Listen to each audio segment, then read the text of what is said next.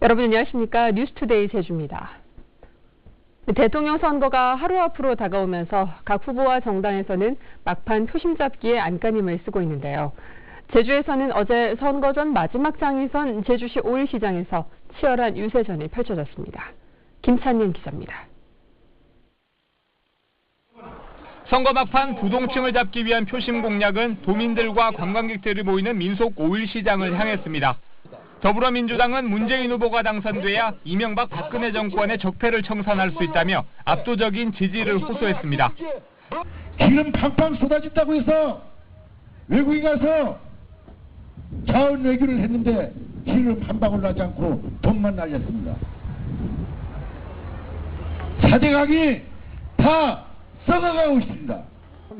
자유한국당은 좌파 세력의 집권을 막을 후보는 대한민국의 진정한 보수 후보인 홍준표뿐이라며 보수표 다지기에 공을 들였습니다. 강성 보수 세력과 싸우고 좌파 세력에 맞서서 자유 대한민국을 지켜내는 그런 지도자가 여러분들의 앞날을 보장할 수 있습니다. 국민의당은 진보나 보수의 패권 세력으로는 국민의 민심을 치유할 수 없다며 새정치로 국민을 구할 수 있는 안철수 후보를 지지해달라고 호소했습니다. 홍준표, 문재인 누구나 가릴 것 없는 패권 세력일 뿐입니다. 국민의 편에 서서 국민의 이야기를 듣고 국민을 위한 정치를 펼치실 훌륭한 지도자 이제 뽑아야 하지 않겠습니까? 바른정당은 중앙당 탈당 사태 이후 전국에서 기적이 시작됐다며 유승민 후보의 역전 드라마를 도민들의 손으로 직접 써달라고 호소했습니다. 이제 유승민 후보의 진정성을 한 국민들로 인해 지지도가 급상승하고 있습니다. 여러분, 달라지고 있습니다. 기적은 이미 시작되고 있습니다. 정의당은 심상정 후보를 선택해야 진정한 정권교체와 적폐 청산, 새로운 대한민국이 시작된다며 소신 있는 투표를 부탁했습니다.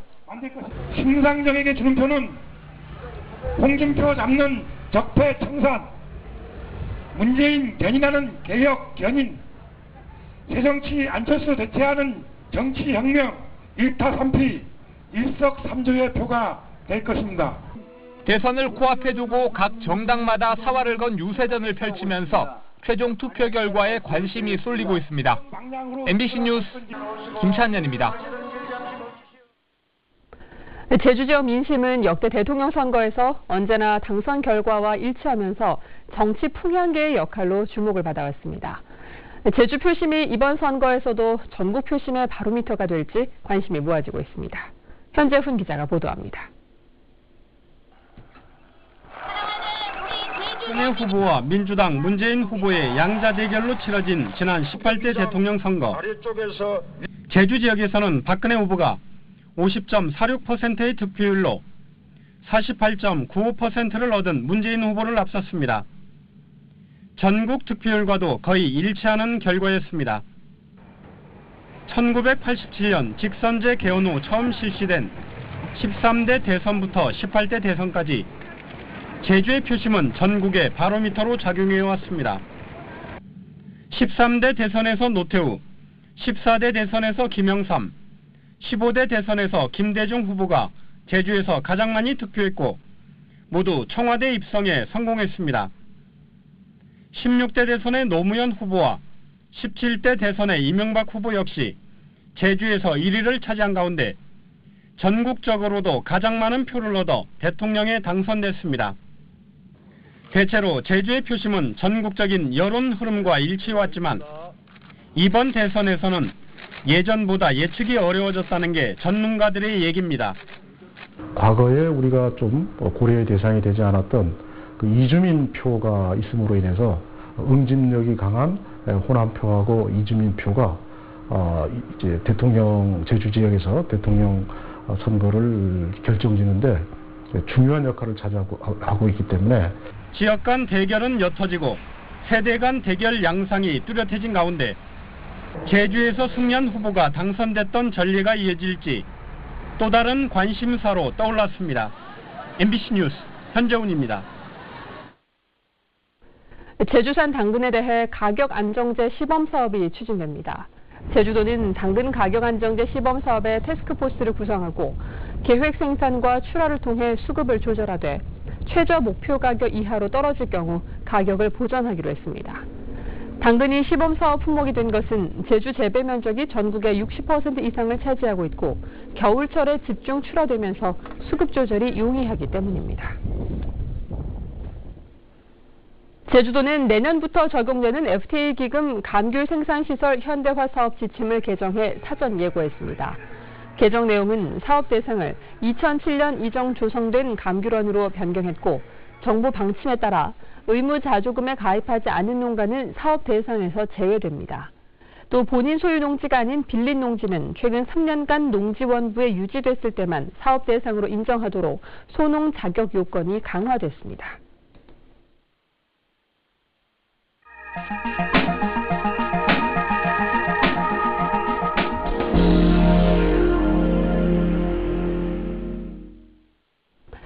사드 배치 여파로 중국 수출 기업들이 상당한 어려움을 겪고 있는데요. 대안으로 중국에 버금가는 인구 대국 인도가 급부상하고 있습니다. 대구 MBC 윤영균 기자가 취재했습니다. 이 화장품 제조업체는 지난 2015년 중국에 진출한 지 1년 만에 100만 달러 수출에 성공했습니다.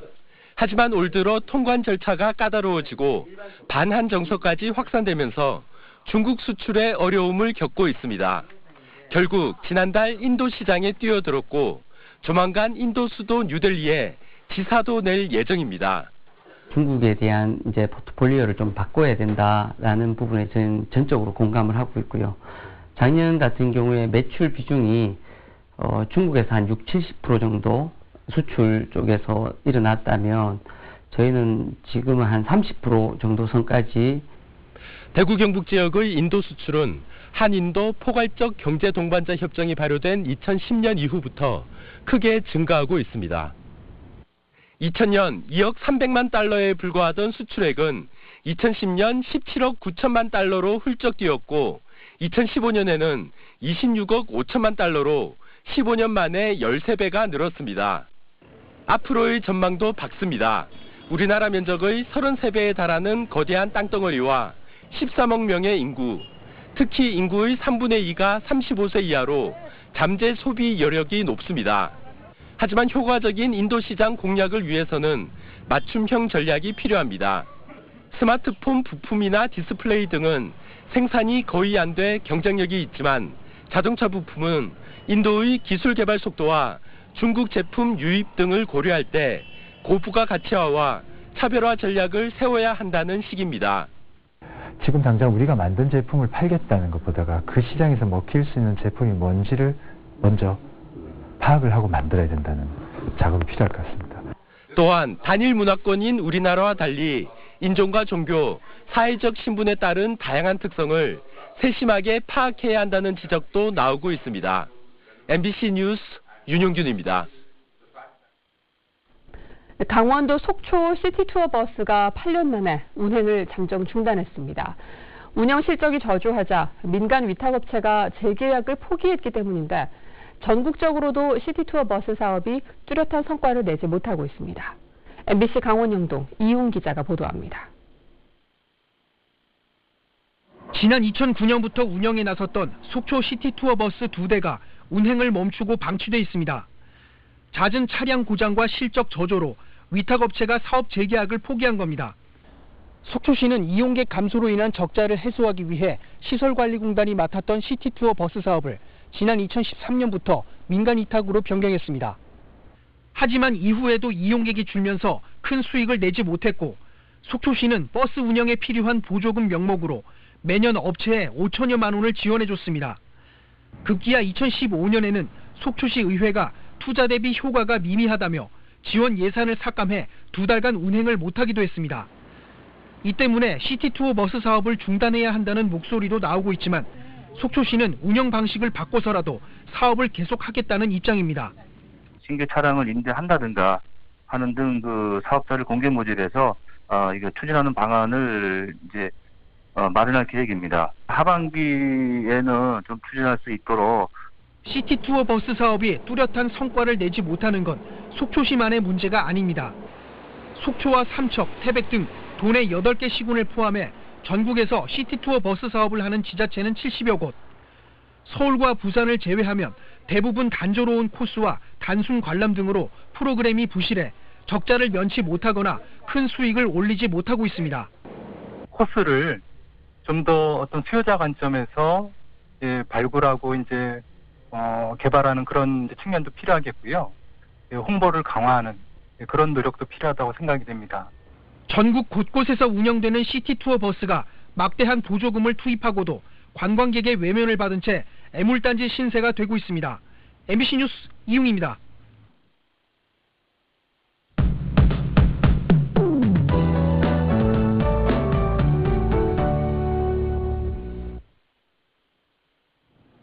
네, 연휴가 끝나고 일상으로 돌아온 월요일 아침입니다. 하지만 오늘 아침도 이 황사의 영향으로 공기가 무척 탁한데요. 현재 미세먼지 주의보가 내려진 가운데 농도는 매우 나쁨 수준까지 치솟아 있습니다. 따라서 오늘도 장시간 야외 활동은 되도록 자제하시는 편이 좋겠고요. 외출하실 땐 황사용 마스크를 꼭 챙기셔야겠습니다. 한편 출근길 최저 기온은 어제보다 조금 올라 있는데요. 낮에는 고온 현상이 주춤하면서 평년만큼 따뜻한 날씨를 보이겠습니다. 하지만 하늘은 차차 흐려져 밤부터는 비 소식이 있는데요. 예상되는 비의 양은 10에서 40mm 가량이고요. 퇴근길 염두하셔서 작은 우산을 미리 챙기는 것이 좋겠습니다. 다음은 자세한 지역별 날씨입니다. 네, 오늘 아침 북부 지역의 기온 20도 가까이 올라 있지만 낮에는 예년 이맘때 기온을 유지하겠습니다. 현재 서부 지역의 기온 17도 내외, 낮 기온은 21도 안팎이 예상되고요. 어제 낮 기온이 27도까지 올랐던 남부 지역은 점차 평년 기온을 회복하겠습니다. 네, 동부 지역도 아침까지는 고온 현상이 이어지다가 낮부터는 주춤하겠습니다. 산간 지역 대체로 구름 많은 가운데 9도에서 13도의 기온 분포를 보이고 있고요. 섬 지역의 기온 17도 내외로 출발해서 21도 안팎까지 오르겠습니다. 물결은 남쪽 먼바다와 남해서부 먼바다를 중심으로 약간 높게 일겠고요. 현재 인천과 광주공항에는 옅은 안개가 깔려있는 모습입니다. 네, 오늘 시작된 비는 대선일인 내일 오후까지 이어진 뒤 차츰 그치겠고요. 주 후반에는 또 한 차례 비 소식이 있습니다. 날씨였습니다. 대법원은 음주 측정 거부 혐의로 벌금형을 선고받은 장모 씨에 대한 상고심에서 원심을 파기하고 사건을 제주지방법원으로 돌려보냈습니다. 장 씨는 지난 2015년 술을 마신 후 차를 놔두고 귀가했지만 다음 날 건물공사로 차를 빼달라는 경찰 지구대 연락에 차량을 이동하다 음주 측정을 거부해 현행범으로 체포됐고 1, 2심에서 벌금 500만 원을 선고받았습니다. 하지만 대법원은 경찰 지시로 2m가량 운전했을 뿐 스스로 운전할 의도가 없는 것으로 보이고 현행범 체포는 부당하다며 파기환송했습니다. 오늘 새벽 0시 10분쯤 제주시 애월읍 구엄리 구엄초등학교 인근 일주도로에서 오토바이가 넘어지면서 운전자 21살 홍모 씨가 크게 다쳐 병원으로 옮겨졌지만 숨졌습니다. 경찰은 홍 씨가 도로 경계석과 가로등을 잇따라 들이받은 뒤 넘어지면서 사고가 난 것으로 보고 정확한 경위를 조사하고 있습니다. 농기계 교통사고가 농작물 파종 시기인 5월에 많이 발생하는 것으로 나타났습니다. 도로교통공단에 따르면 지난 3년 동안 전국에서 발생한 농기계 교통사고는 1,400여 건으로 이 가운데 14%가 5월에 발생했습니다. 농기계 종류별로는 경운기 사고가 53%로 절반을 넘었고 사고자의 연령도 70대가 전체의 31%를 차지했습니다. 제주대가 교육부의 국립대학 혁신지원 사업에 3년 연속으로 선정됐습니다. 제주대는 교육대와 사범대의 캠퍼스 통합 선도 모델 구축과 대학 운영체제 효율화 사업 분야에서 좋은 평가를 받았습니다. 거점 국립대 10곳 중 3년 연속 국립대 혁신지원 사업에 선정된 대학은 제주대를 포함해 2곳입니다. LH 제주본부가 제주를 포함해 전국적으로 1,511억 원 규모의 일반 비축 토지 매입 사업을 추진합니다. 매입 대상 토지는 공공시설이나 주택건설, 산업시설 용지로 매각하거나 개발할 수 있는 토지로 매각을 원하는 토지주는 오늘부터 이달 말까지 LH 제주본부로 신청하면 됩니다. 매각 접수 토지는 오는 8월 매입 심사를 완료한 뒤 11월까지 소유권 이전 등을 마무리할 계획입니다. 대중교통 이용 활성화를 위해 저상버스 보급 확대가 시급한 것으로 나타났습니다. 제주도가 실시한 교통약자 이동 편의 증진 계획 수립을 위한 도민 설문조사 결과에 따르면 도민 43%가 대중교통 이용 활성화를 위해 저상버스 보급을 확대해야 한다고 응답했습니다. 또 개선이 가장 시급한 이동 편의 시설은 52%가 보행시설이라고 답했고 장애인의 61%가 교통수단에 대해 불만족한다고 밝혔습니다. 전국적으로 중국인 소유 토지가 늘었지만 제주는 감소했습니다. 국토교통부에 따르면 지난해 말 기준 중국인이 보유한 토지 면적은 1,600만 제곱미터로 전년보다 13% 증가했습니다. 하지만 제주의 중국인 소유 토지는 842만 제곱미터로 전년보다 8%, 72만 제곱미터가 감소했습니다. 중국인의 제주 땅이 줄어든 것은 부동산 투자 이민제 대상 지역이 관광지로 축소되고 차이나머니에 대한 부정적 여론에 따른 투자 심리 위축 탓으로 분석됩니다.